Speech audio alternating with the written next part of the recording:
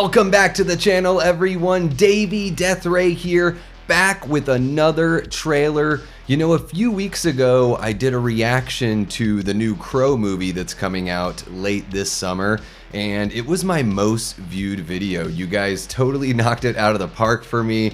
Who knew that that's what it would be, but I guess this film is just that controversial that everybody wants to talk about it, good or bad. But what's even more exciting, you know, I'm always talking about how we're in this new era of fan filmmaking. We've got a Crow fan film that looks to be pretty promising here. I've seen a character design teaser that they put out a handful of months back, and I actually went over to the Indiegogo campaign and picked up a copy on Blu-ray because Lee from Drum Dums was attached to associate produce. I'm guessing he picked up a perk over there as well. Correct me if I'm wrong, guys. I hope my information is right, but they just dropped a trailer for this Crow fan film, which is called Days of Sodom. So we're gonna check that trailer out today, and I'm really excited because, yeah, like I said, I bought the Blu-ray months back and I totally missed the trailer dropping. Thank you so much to Wet Paint Pictures for reaching out. They left a comment on my Crow reaction trailer for the Bill Skarsgård Crow and gave me a little nudge, so really appreciate you guys making that connection. And yeah, let's take a look together and see what we think. Real quick, guys, before we get going with the reaction, please like, subscribe, and leave a comment. Let me know your thoughts on Days of Sodom and how you think it stacks up against the studio version of The Crow that's coming out in August. All right, here we go. They say no one but God has ever come back from the grave. Last night, for reasons unknown to me, I was granted an exception.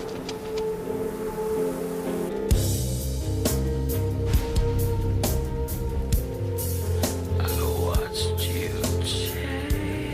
At first, I didn't know why I was back. I dig the music. Everything was a fog. Just fragments of memories scattered through my head like broken glass. Good voice on the actor. But I can remember that's one tough. thing. I remembered her face.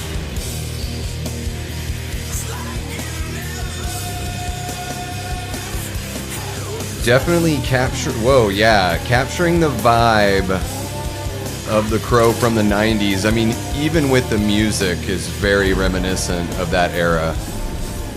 Wait, is this Deftones? Hell sends an angel bearing gifts. That's a real cool design too on the Crow. It's probably gonna make a lot of people who aren't happy with the Bill Skarsgård version happy to see something that looks a little more like the Crow. The Crow that they know anyways, right? Because a big complaint about the Bill Skarsgård version is everyone saying this doesn't even look like the Crow. But we're here to talk about Days of Sodom, so let's get that trailer running in the background here, take a look at it. And yeah, with this one, I checked out the IMDb earlier, so Cody Falk is not only the director and one of the writers, he is playing Thorn Grey in the film as well. So biting off a lot here for Cody, but I think he seems so well equipped for every bit of this, right? I think the dialogue works. It's mysterious, it's dark, his voice is really good. That's a difficult thing to pull off a monologue like that, and to have the right cadence and the right voice. You know, it can come off as corny even in the biggest of studio films, so especially when you see a passion project, like a fan film project, where the performance is this strong in a teaser, I think it's really encouraging for the rest of the film. And I know we can't hear it right this moment, but the music that was playing during the teaser, I'm pretty sure it's Deftones. I'm not gonna act like I'm the biggest like connoisseur of their music. I'm aware of who they are and everything, but it really does kind of bring back that feeling of the Brandon Lee Crow, which had an amazing soundtrack. I think like Helmet was on there, Stone Temple Pilots. there's a whole bunch of really great 90s bands there. And even though, you know, I think the Deftones started out in the late 90s, I think that this really captures that kind of feel. And yeah, I love the rain and the atmosphere. There's that shot of him putting his hand through the sleeve of the coat that looks very reminiscent of something we've seen before.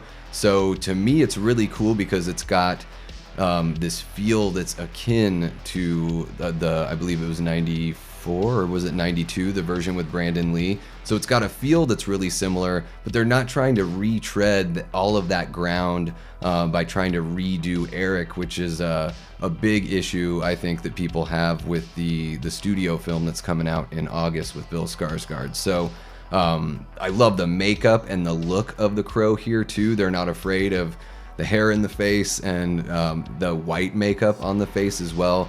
Really cool look for that kind of like Joker smile, that like black Joker smile that he's got. I love this like loft apartment, you know, exposed brick and the giant windows. It's just got this otherworldly comic book gothic kind of feel. And yeah, this looks damn good. There's that shot right there. Very reminiscent of the original for sure. And yeah, so you guys have heard me on the channel talk about, you know, lifting people up in the community and supporting independent artists. And so, you know, when I heard that Lee from Drum Dums was an associate producer or picked up a perk to be an associate producer, it kind of piqued my interest. So I looked at the character reveal. They did a teaser a handful of months back to show off Thorn Grey here. And I was pretty impressed. So I went over and picked up the perk to have the Blu-ray for when the film is done. And, you know, a little more expensive than a Blu-ray would be if you just like ran to Walmart and got some studio film. But I can definitely appreciate that when people are doing like these passion projects, these fan projects, that you do need to, you know, secure that funding. And I think it's worth it to pay a little bit more from independent artists. That's just a belief I have. Maybe it's growing up in punk rock and playing music and selling my music myself. You know, you don't want to undercut the value of what you've got, and usually you're putting so much time and so much of your own money into the front end of it that you at least want to get a little something back and have that production paid for in a sense. So I think it's well worth going over there and picking up a perk and checking out what they have at the very least. I will include a link in the description below for the Indiegogo site, and also for the Wet Paint Pictures YouTube and for the trailer itself, just so you can check it out on your own if you'd like to. And you know, they put together a Friday the 13th fan film called Voorhees that's sitting at like 4.5 million views over there on their channel. So they certainly know what they're doing here, and I think this is really encouraging for every fan of The Crow out there. I'm not as attached to the property as I've learned a lot of people are. I think this whole Bill Skarsgård studio version has just kind of, you know, there's been a bit of a dust up over it not feeling very respectful to the original film. So I'm interested to know what you guys think about how this film or how this teaser stacks up against how the studio version of this new Crow looks. And also, do you agree that it kind of feels like the original film? Does it have some of those vibes? Are you picking up on that, or am I just grasping at straws here just because there's a brick wall and a really cool window? I don't know. Who knows?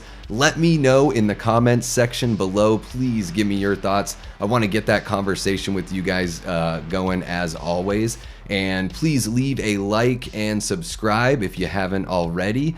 The channel just passed 500 subs, which is amazing. We just started last August. It's really cool to be feeling like we're hitting a stride here. We've got a whole bunch of collaborations coming up and brand new shows that have been debuting here in 2024. So, you know, take a peek around the channel, and I'm guessing there's probably something for you there.